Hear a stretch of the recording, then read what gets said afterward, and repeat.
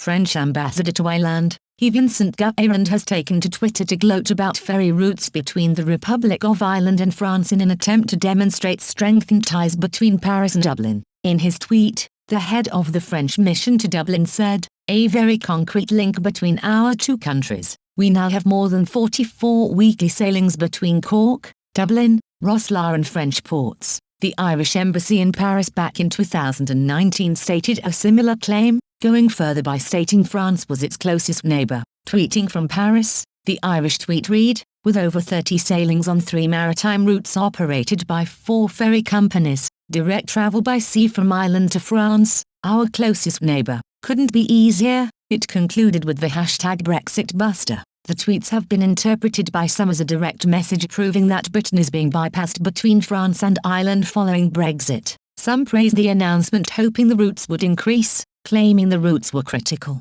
Paul Croft 56 said, "And hopefully that number will increase even more over the coming years. Good connections between Ireland and France are critical for Ireland and, hopefully, good also for France." Just 3 weeks ago, Mr. Guérand appeared in the doorway advertiser backing the claim of neighbourly love between the French and Irish, stating that a new Franco-Irish relationship is already off to a good start, both diplomatically and in terms of trade. The ambassador was keen to point out just how good the relationship was, taking a stab at Brexit in the process. He said, "There is a new neighbourhood. Since the 1st of January, Ireland and France discovered that they became the closest neighbours in the EU, and we want to tell the Irish people that we are your closest neighbour." Speaking of the UK, Mr. Guérand went on to say, "All member states have had to reposition themselves and work with each other without the UK, and we French are glad to compare more notes with the Irish government." Speaking in more detail of the shipping routes, the ambassador said,